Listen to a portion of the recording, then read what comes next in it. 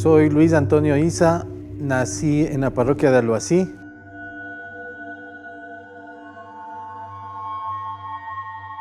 He vivido toda mi vida prácticamente en esta parroquia, en la calle Simón Bolívar, en el sector que ahora tiene el nombre de Barrio El Tajo.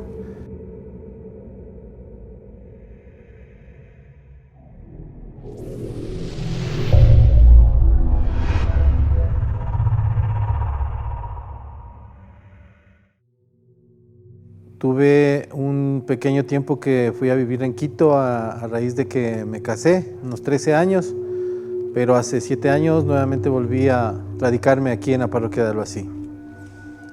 Bueno, tengo que comentarles esta historia que sucedió hace aproximadamente unos 23 o 24 años. Cuando tenía aproximadamente 22, 23 años, formaba parte de la pastoral juvenil del santuario de la parroquia de Alhuací. Normalmente realizábamos nuestra participación en la animación de las misas. Yo interpretaba la guitarra, con un primo que también lo hacía, con una guitarra, y alrededor de 15 jóvenes, entre hombres y mujeres, normalmente nos encargábamos de las cosas de la iglesia, en lo que podíamos apoyar al sacerdote de turno. En ese entonces el padre Marcelo Chicaiza era el párroco de turno en nuestra parroquia. Bueno, se acercaba el Día del Padre y nos juntamos para organizar un homenaje a los papás de los compañeros que nos tenían con vida.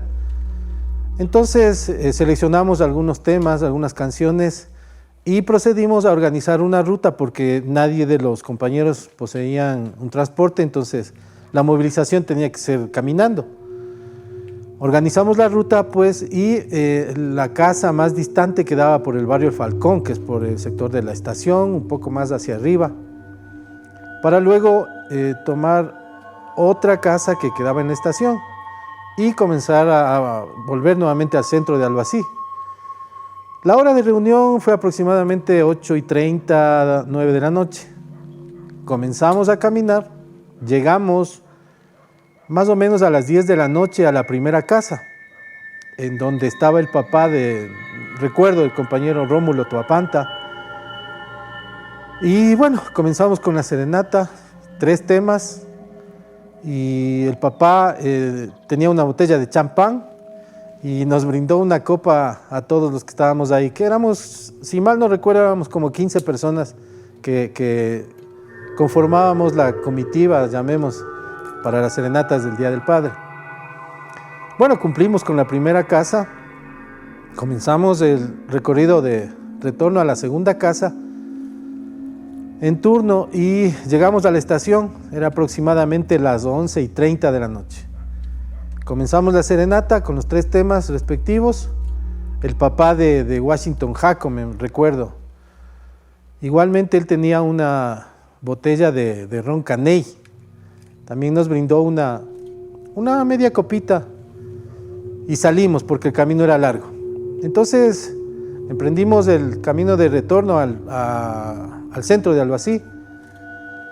Y justamente en este sitio en donde nos encontramos en este momento, que es el cementerio de Alhuací, atravesábamos por aquí más o menos a la 1 de la mañana. Puede ser minutos más, minutos menos. Pasábamos por aquí y junto a mí caminaba William Porras y me dice: oye hermano, pero recuerda que aquí también hay algunos padres enterrados, ¿qué tal si entramos aquí a dar la serenata? Entonces les digo a los muchachos: oigan, aquí en el cementerio tenemos también que dar una serenata, y todos acceden y dicen: claro, estamos de acuerdo. Antes no había ninguna seguridad en la puerta de ingreso. Procedimos a entrar, llegamos hasta la tumba de mi papá que había fallecido. Yo no conocía a mi padre, ha fallecido cuando yo tenía 2 años. Entonces llegamos a la tumba de mi papá y nos sentamos en la tumba. Yo tocaba la guitarra, mi primo tocaba la guitarra, y bueno, siempre me comentaban que a mi papá le gustaba la canción Píllaro Viejo. De hecho, el silbo de la familia se ha mantenido de esa manera, desde el Píllaro Viejo. Entonces comenzamos a cantar Píllaro Viejo como primer tema. Y nosotros, con mi primo, sentados en la tumba de mi papá, y los demás compañeros parados al pie de la tumba. Y en ese entonces estaban de novios dos compañeros del grupo pastoral. Ellos se quedaron en la puerta de ingreso al cementerio. Ellos no nos acompañaron hasta allá. Entonces, la serenata siempre se conforma por 3 canciones. Entonces hablábamos y decíamos, bueno, ¿qué canción tocamos como segundo tema? Pues nos pareció adecuada Vasija de Barro. Comenzamos a tocar Vasija de Barro, comenzamos a cantar, y el momento que estábamos cantando Vasija de Barro, escuchamos que alguien tocaba una hoja, y la hoja tocaba en la misma nota que nosotros interpretábamos la canción, y el sonido de la hoja retumbaba en todo el cementerio.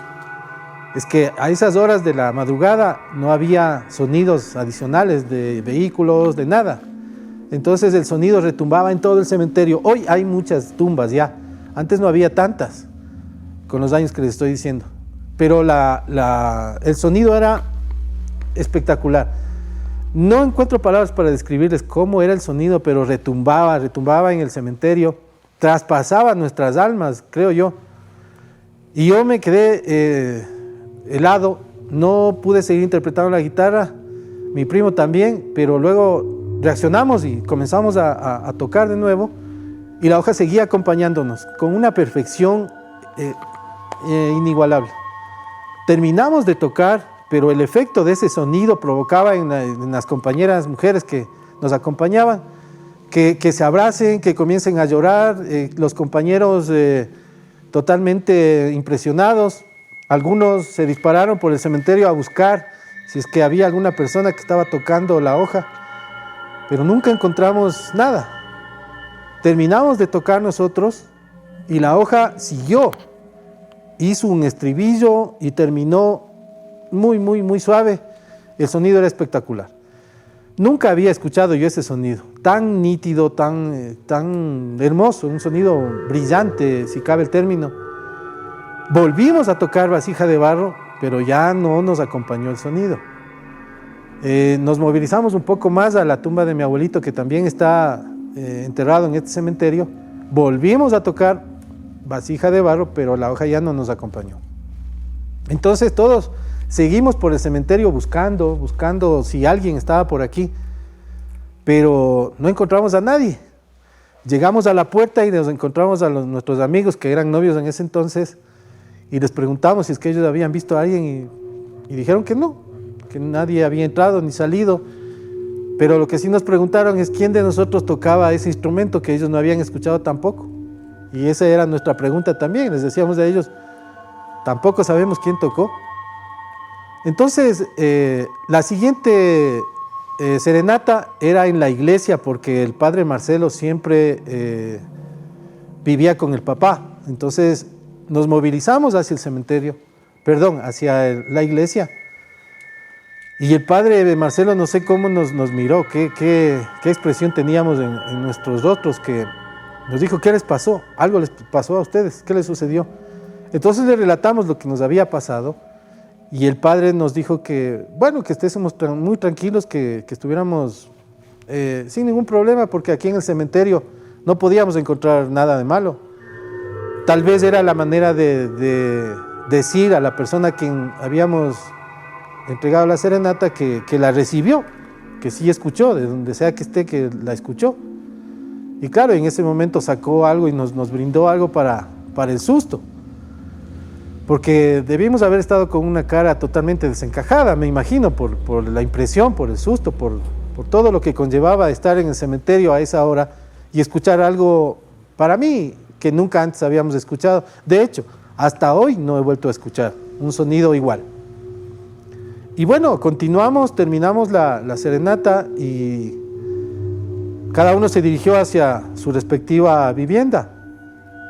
Entonces, igualmente yo me dirigí hacia mi vivienda, y al otro día, en el desayuno, conversaba con mi mamá, entonces, y mi ñaño, que estaba también en la casa.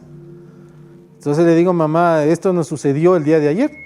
Llegamos a la tumba de mi papá y nos pasó esto. Parece que alguien tocaba una hoja. Y mi mamá dice, ¿sabes que tu papá sabía tocar la hoja? Pues yo no sabía, como les comenté, yo ni siquiera le conocí. Yo tenía 2 años cuando él falleció.